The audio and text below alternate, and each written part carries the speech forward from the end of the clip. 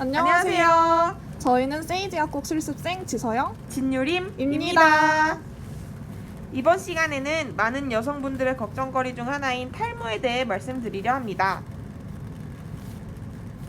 일단 탈모가 무엇인지, 그리고 여성 탈모는 무엇이고 어떤 특징을 가지는지, 또 무슨 약을 쓰는지에 대해 알아보려고 해요.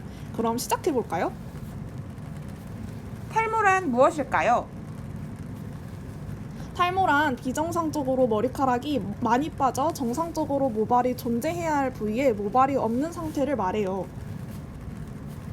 탈모는 크게 확산성 탈모와 원형 탈모로 구분돼요. 확산성 탈모를 초래하는 가장 흔한 원인은 안드로겐성 탈모이며 기타 원인 질환으로는 휴지기 탈모, 갑상선 기능 저하증, 심각한 철 결핍증 및 단백질 결핍증 등이 있습니다. 그 밖에 임산부, 만성 신부전 환자, 화학요법을 받는 암 환자, 특정 약물을 복용하는 환자도 간혹 확산성 탈모를 경험할 수 있어요. 안드로겐성 탈모는 일반 의약품으로 치료가 가능한 반면 원형 탈모를 치료할 수 있는 일반 의약품은 아직 출시되어 있지 않아요. 보통 안드로겐성 탈모를 남성형 탈모라고 부르지만 실제로는 남성뿐만 아니라 여성에게도 영향을 미쳐요. 따라서 안드로겐성 탈모를 남성형 탈모라 부르지 않고 일반 탈모라고 부르기도 합니다. 원형 탈모 역시 남성과 여성 모두에게 발생할 수 있고 더욱이 모든 연령대의 사람들에게 영향을 미칩니다. 그럼 탈모는 어떻게 진행될까요? 안드로겐성 탈모, 원형 탈모, 휴지기 탈모 각각의 진행 패턴에 대해 알아보겠습니다. 안드로겐성 탈모의 특징은 점진적으로 진행된다는 것입니다. 남성의 경우 앞 이마의 헤어라인이 뒤로 후퇴하거나 정수리의 머리칼이 빠지는 형태로 나타납니다.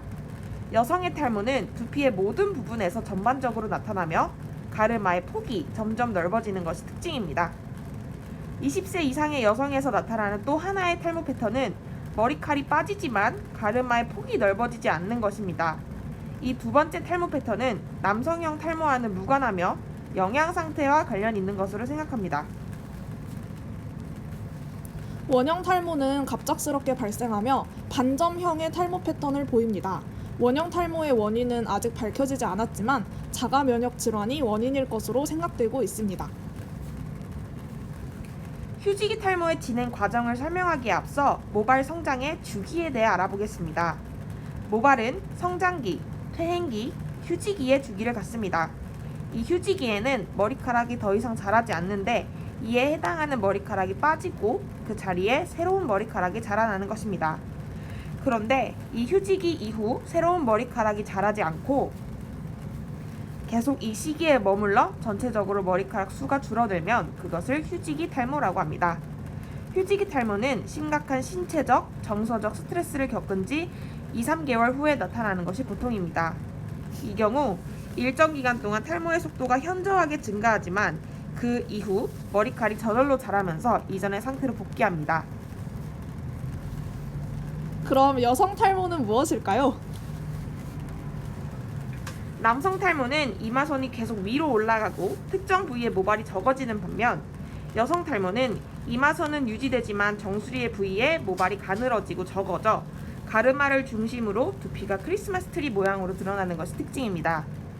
여성 탈모는 남성 탈모와 마찬가지로 유전적인 경향이 굉장히 중요한 역할을 합니다. 이와 함께 임신이나 출산 또는 폐경과 관련된 여성 호르몬의 변화가 큰 영향을 미칩니다. 원래 여성 호르몬은 머리를 빠지게 하는 남성 호르몬의 작용을 막아주는 역할을 하게 되는데 40, 50대 폐경 이후 여성 호르몬의 역할이 부족하게 되면 남성분들처럼 탈모를 흔히 경험할 수 있습니다. 이 밖에도 호르몬의 이상과 밀접한 관련이 있는 생리불순, 모낭세포의 분열을 억제하는 빈혈, 갑상선 관련 질환 또는 또한 탈모의 원인이 될 수 있습니다. 머리카락에 힘이 없어지면서 굵었던 모발이 가늘어지고 평소보다 많이 머리카락이 빠지는 등의 증상이 나타난다면 가볍게 지나쳐서는 안 됩니다. 특히 여성의 탈모는 모낭이 위축되기 전에 조기에 치료를 시작하는 것이 중요합니다. 그럼 무슨 약을 쓰는 것이 좋을까요? 먼저 남성 탈모에 쓰이는 약을 알아보겠습니다. 프로페시아는 피네스티리드 성분, 아보다트는 두타스티리드 성분의 약입니다. 탈모는 남성 호르몬인 테스토스테론이 5알파 환원효소에 의해 전환된 DHT라는 물질에 의해 발생합니다.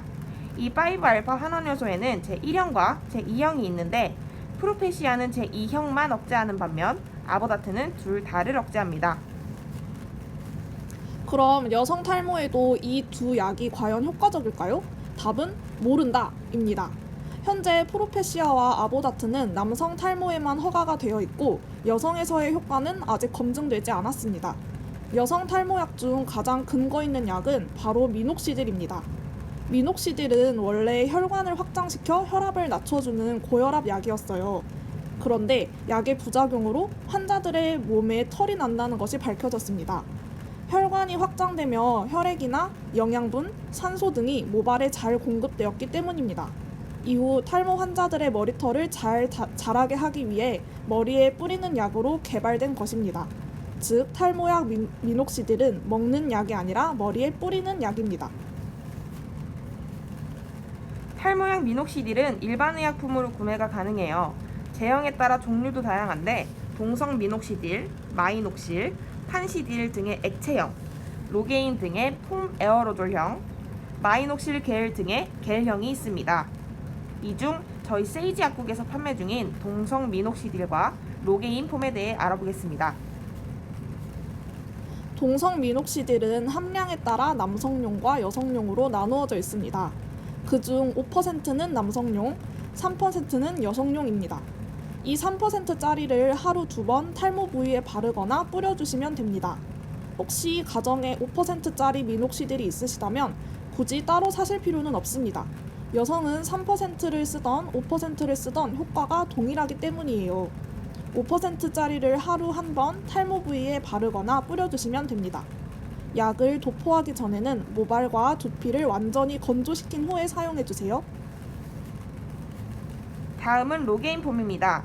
로게인 폼에는 미녹시딜이 5% 함유되어 있는 남녀 공용 제품이에요. 앞서 언급한 액체형 미녹시딜은 두피에서 얼굴 쪽으로 약액이 흘러내릴 수 있어요. 이런 불편함을 개선하기 위해 폼 타입으로 출시된 것입니다. 여성은 하루에 한 번 1mg, 남성은 하루에 2번 1mg을 사용합니다. 약을 도포하기 전에는 모발과 두피를 완전히 건조시킨 후에 사용해주세요.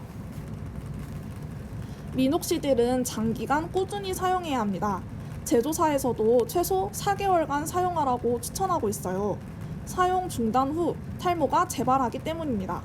사용하는 첫 달은 일시적으로 머리 빠짐이 증가할 수 있어요. 이때 빠지는 머리카락은 더 이상 자라지 않는 휴지기 모발이니 신경 쓰지 말고 계속 약을 사용하시면 됩니다. 부작용으로는 자극이나 알레르기에 의해 발생하는 접촉 피부염, 가려움증, 적색 반점 등이 생길 수 있습니다. 만약 증상이 지속된다면 의사나 약사와 상담하셔야 합니다. 사용 전후에 손을 잘 씻으시고 눈에 들어가지 않게 주의하세요.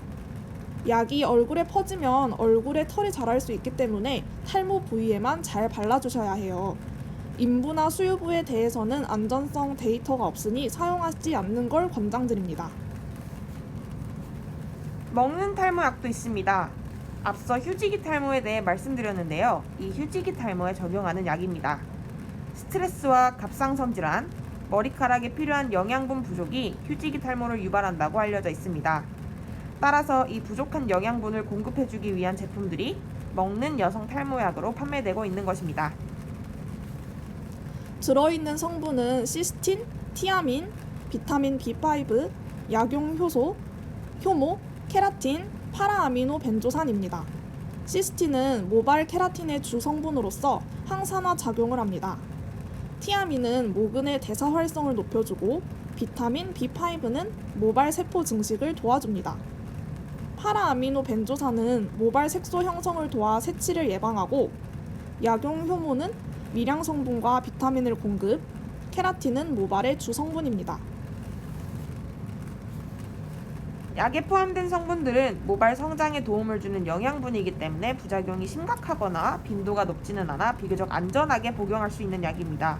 시판 중인 제품으로는 판토가, 판시딜, 마이녹실 S 등이 있습니다. 일상에서 무심코 반복하는 생활 습관만 바꿔줘도 탈모 방지에 도움이 되는데요. 외출 후에는 머리를 감아 미세먼지가 모공을 막지 않도록 하고 린스나 트리트먼트가 두피에 닿지 않게 주의합니다. 야외 활동 시엔 두피가 자외선에 직접 노출되지 않도록 하고 술과 담배는 두피의 혈액순환을 방해하기 때문에 삼가는 것이 좋습니다. 다음 시간에 만나요.